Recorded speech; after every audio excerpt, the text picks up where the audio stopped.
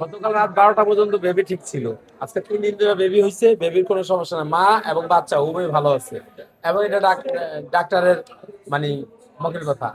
এখন সব চিকিৎসা মতো ওইভাবেই চলতেছে, সব ঠিক আছে, বাচ্চা খায়, ঘুমায়, সবকিছু ঠিক আছে। আজকে রিলিজের কথা ছিল, আজকে ঈদ, কালকে আগামীকাল, আগামীকাল ঈদ, আজকে আমাদের রিলিজ দিবে, আমরা নিয়ে যাব। এই সময় কালকে রাত্রে 12টার পরে যখন বাইরে নিয়ে আসলাম, আমরা তো পুরুষ ভিতরে ঢুকতে পারে না, আমরা বাইরে ঢুকছি, বাইরে দেখা টেখা সব দিলাম। ভিতরে গেছে, তার আধা ঘন্টা পরে থেকে চিৎকার শুরু করছে। চিৎকারের পরে এরপরে আবার আধা ঘন্টা একটার সময় সে বমি শুরু করেছে। বমি, নার্স ডাক্তার সবারই খুঁজে হয়েছে, কাউরে আমরা সারা রাত্র বেবিটা চিৎকার পাচ্ছে, সবার, সব বেডের, ওই ওই ওয়ার্ডের। কিন্তু যারা ছিল মহিলা, তো এদের কোনো বুদ্ধি তো মোটামুটি কমই, গ্রামের থেকে আসছে, তাতে এসির ভালো মন্দ বোঝে না।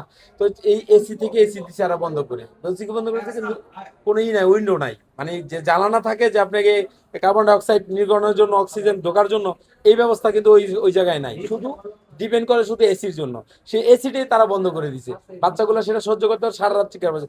সকাল রাত্রেবেলা এক বাচ্চারা নিয়ে গেছে আইসিইউতে, আবার ট্রিটমেন্ট করে আবার রুমে দিয়ে দিচ্ছে। পরবর্তীতে আবার সকাল ভোরে নিয়ে গেছে, আমার গোটা সহ সবাই আমরাই নিয়ে গেছি আইসিইউর ভিতরে। তো আইসিইউতে নিছি, হ্যান্ডে নিছি, সব মানে কোনো লড়েচড়ে নাই। ওখানে আমার নিয়ে যখন ব্রিফিং দিছে যে আপনার বেবির কি হয়েছে, তখন বলা হলো যে আপনার বেবিতে আমরা পাস পাচ্ছি না।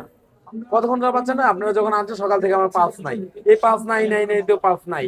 এবারে বললো যে এর ভিতরে ওনারা কি করলো, ওনারা আমার দুইটা বিল ধরাই দিল। একটা হলো ওষুধের বিল ধরাই দিল, আর একটা হচ্ছে বি কাউন্টারে টাকা 20,000 জমা দিয়ে আসে।